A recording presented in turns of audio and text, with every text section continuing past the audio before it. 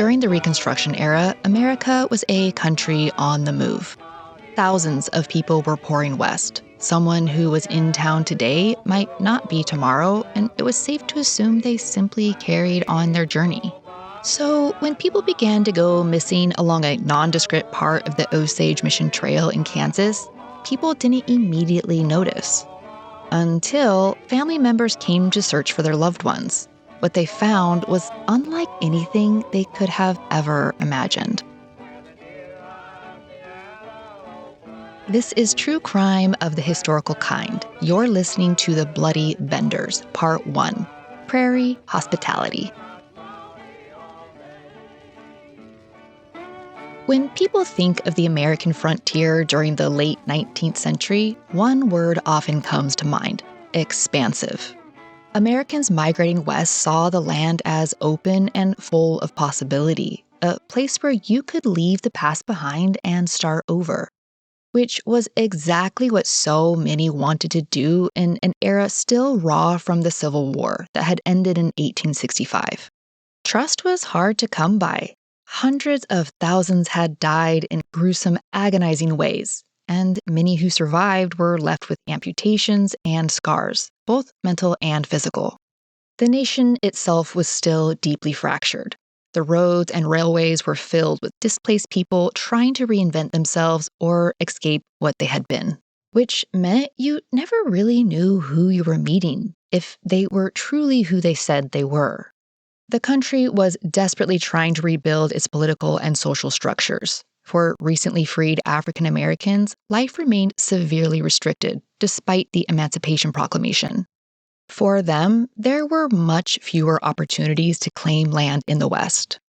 For white settlers, manifest destiny was propelling them westward. Some came from crowded eastern states where good land was taken or unaffordable, while others arrived from Europe. The Homestead Act of 1862 drew thousands of settlers past the Mississippi. Any citizen who had not taken up arms against the United States could file for 160 acres. But true ownership was not guaranteed. You had to live on the land, improve it, and survive there for 5 full years. Only then would the land become yours, potentially for generations to come. That made the appeal of the frontier far more practical than romantic. It was offering cheap land and a fresh start for a real chance to get ahead. As the railroad slowly inched towards the Pacific, new towns appeared along its route. Yet across vast stretches of land where the tracks hadn't arrived, settlers continued pushing forward by wagon, horseback, and by foot. Labette County in the southeastern corner of Kansas was one of those newer settlements. The land had recently been open to settlement after treaties and federal pressure forced the Osage tribe from their territory.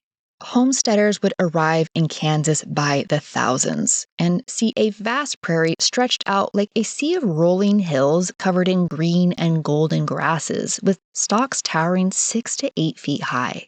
The ever-present wind rippled through the blades beneath an enormous sky.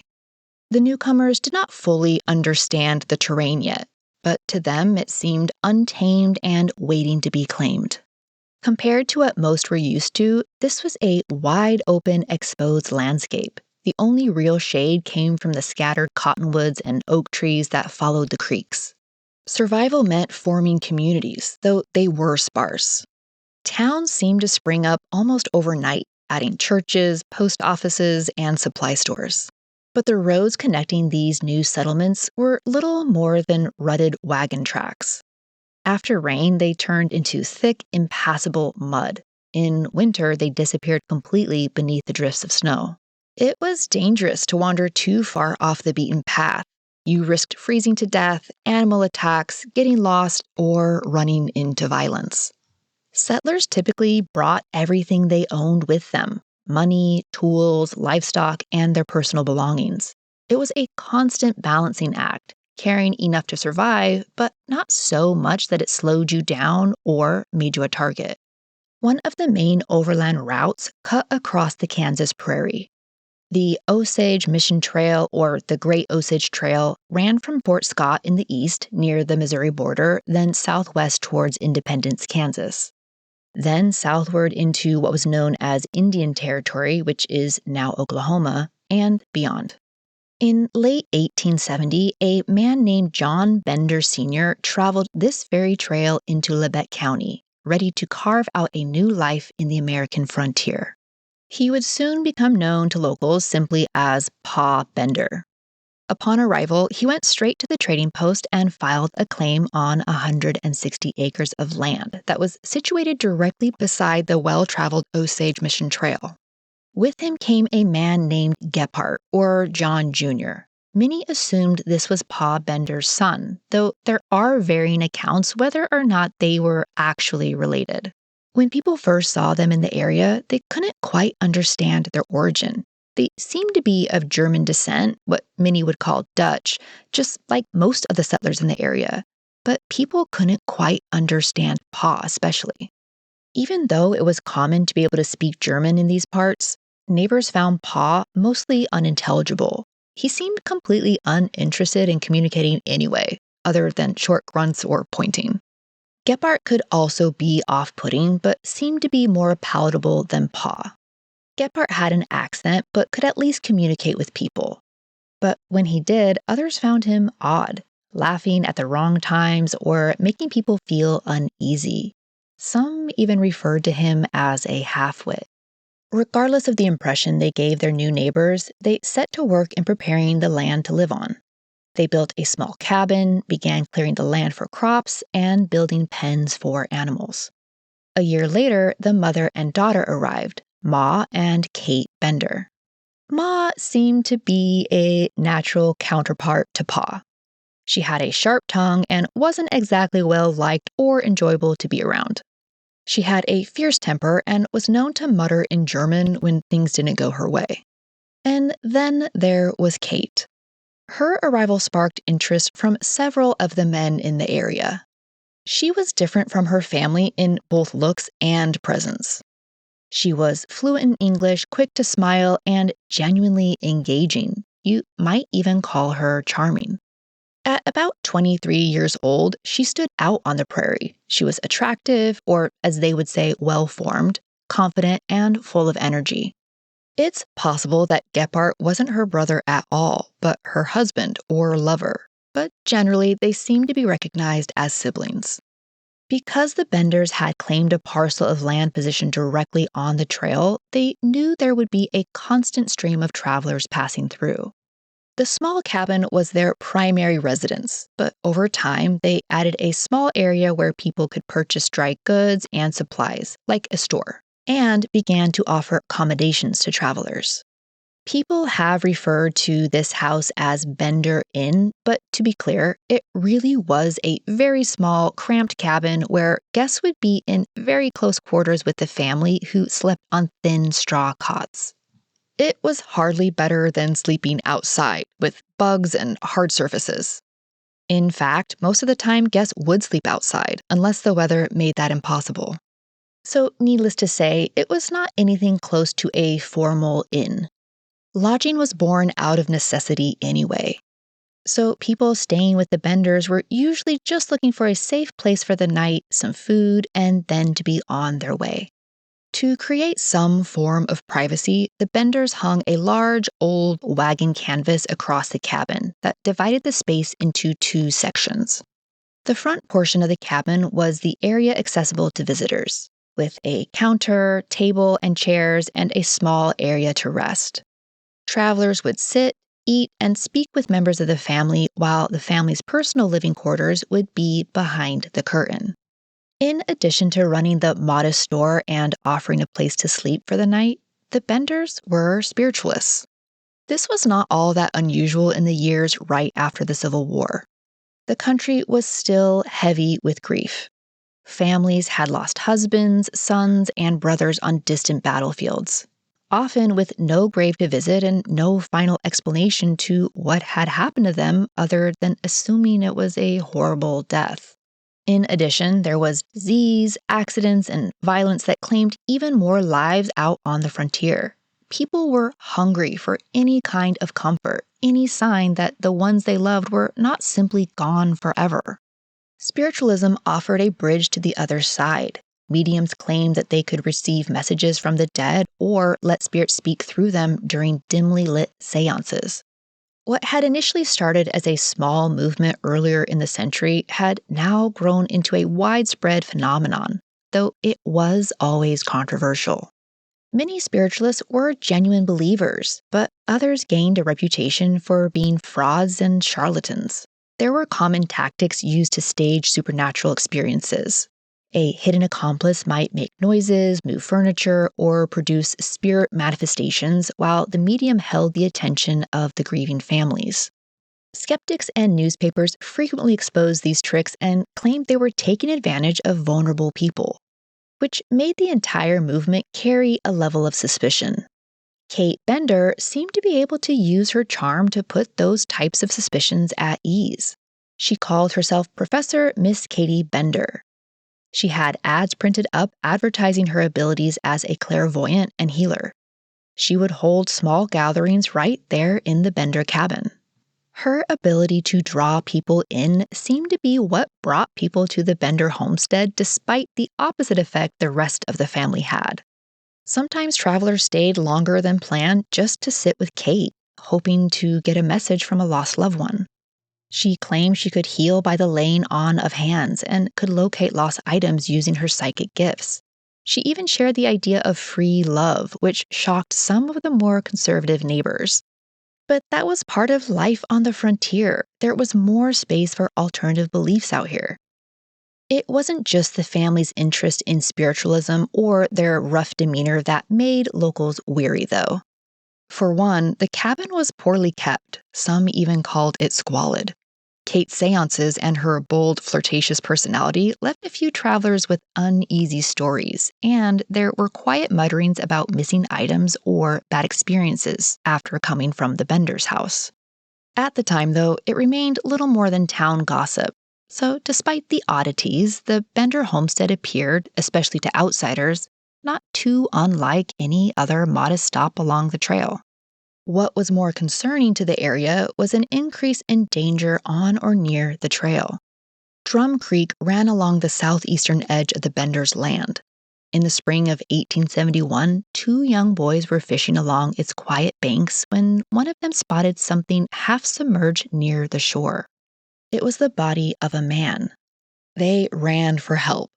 When the boys' discovery brought adults to the creek, they found the body had been brutally battered. His head had been crushed by a heavy blow from behind, and his throat was cut so deeply that it nearly severed his head. The local newspaper put out a notice of the death along with a description of the man, looking for someone to identify him. In the meantime, suspicion fell on the man who owned the land that the body was found on. A woman named Mrs. Jones saw the notice and knew immediately. It was her husband, William B. Jones. She hadn't heard from him and was scared something just like this had befallen him. He had been traveling the Osage Trail to acquire a loan so that he could buy land for his family. Instead, he somehow met violence and would never return. The following year, in relatively the same area, two bodies were discovered near the trail, frozen and partially covered by snow, but bearing the same brutal marks. Their skulls had been crushed by heavy blows from behind, and their throats were slashed. They weren't able to be identified, but their deaths were still shocking in their brutality, yet not entirely unheard of. Everyone knew the risks of robbery or mishap in the isolated terrain. It was assumed there must be a roaming band of horse thieves preying on travelers, which began to give this portion of the trail a reputation for being especially dangerous. But there were no alternative routes, and going off the trail could be more dangerous than staying on it. So, in the winter of 1872, when George Newton Loncourt decided to move from Independence, Kansas to Lee County, Iowa, he would have no choice but to use the Osage Trail. George Loncourt was a quiet family man, a Civil War veteran who tried his hand at homesteading, but was now forced to make a decision he never wanted to make. After losing his wife and their young son to illness, he could no longer bear to stay on the homestead, where every corner reminded him of what he had lost. Not to mention, you needed as many hands as you could to survive on the land. With his only surviving child being his 18-month-old daughter, Mary Ann, he packed what little they had and bought a team of horses and a wagon from his neighbor and friend, Dr. William Henry York.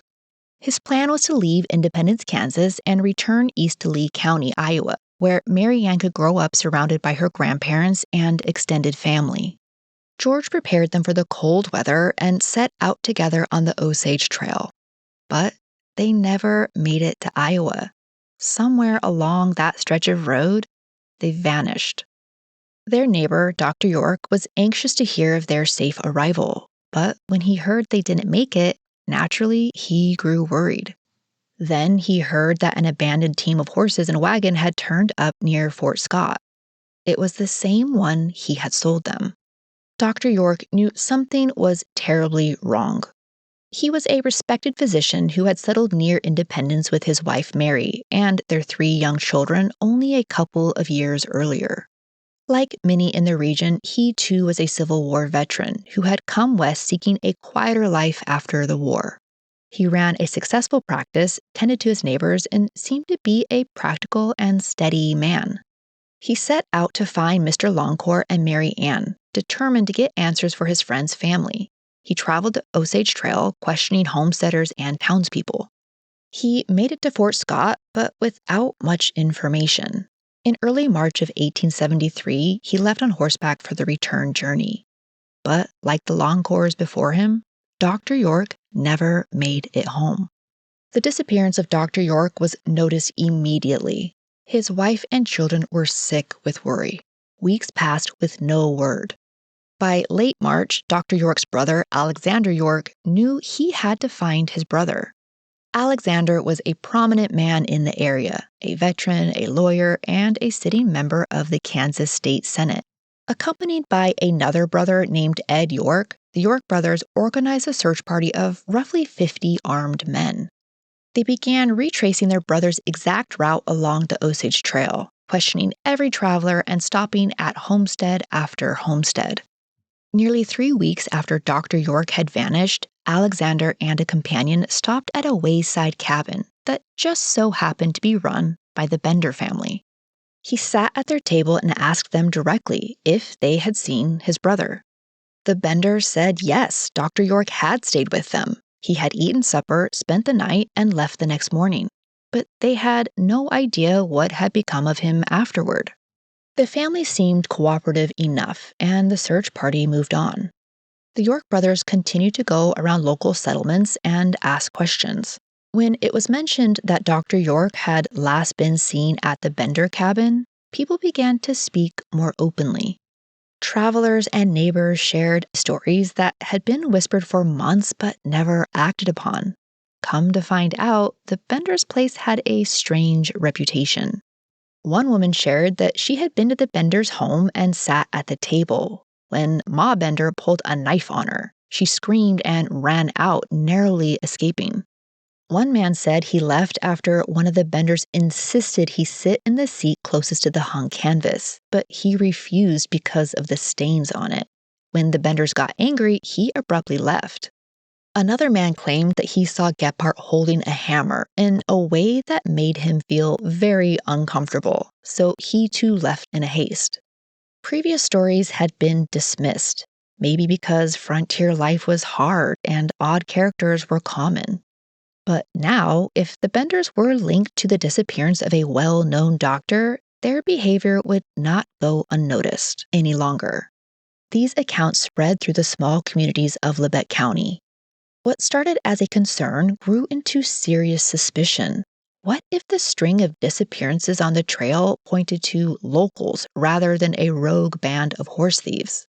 Could this all be connected? So, residents called a township meeting at the Harmony Grove Schoolhouse. About 75 people attended, including Pa Bender and John Gephardt. People wanted the disappearances addressed. They didn't want the area to gain a bad reputation and lose business. Well, and concern for people's safety. People shared what they knew and focused on the missing travelers, including Dr. York and the Longcores. The Benders denied having any information or doing anything wrong. Members of the meeting voted to form official search committees and obtain warrants to inspect every homestead in the area, which of course included the Benders. The Benders even agreed, and searching local properties became the next plan of action. Bad weather caused some delay, but just a few days later, a neighbor noticed the livestock on the Bender land had been left unfed and alerted the Osage Township trustee, Leroy Dick. When Leroy reached the homestead, it stood eerily quiet. The Benders were gone. From the looks of it, they had left in a rush, abandoning their animals and most of their belongings. Not to mention, this would be abandoning their entire claim on the homestead they had worked years for. What struck Leroy the most was the heavy, unmistakable scent of decomposition that hung in the air. Something awful had happened here. The Benders were clearly running from something, but what? What did they know that no one else did about their house on the prairie? This was true crime of the historical kind. I want to give a special shout out to all the new Spotify listeners. It's been pretty fun to see this podcast grow there. If you'd like to help the podcast grow, please share an episode or maybe click on a 5-star rating. Otherwise, just happy that you're here. I have so many more stories I want to share, and thank you so much for your patience. I know it has been taking me forever to get anything out, but I promise I am working on it. More to come. Stay tuned. Until next time, bye.